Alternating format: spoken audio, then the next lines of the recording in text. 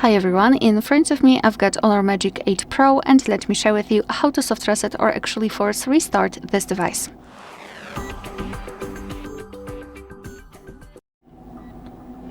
So this operation will be useful if for some reason your device stopped working properly and it does not respond to your touches.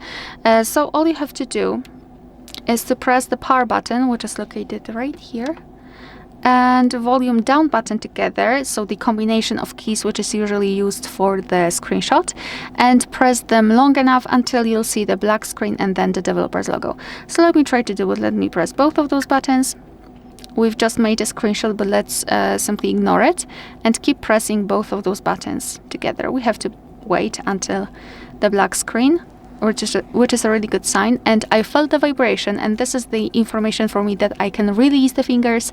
Now we've got the developer's logo, so we have to simply wait until our device will be fully powered on again.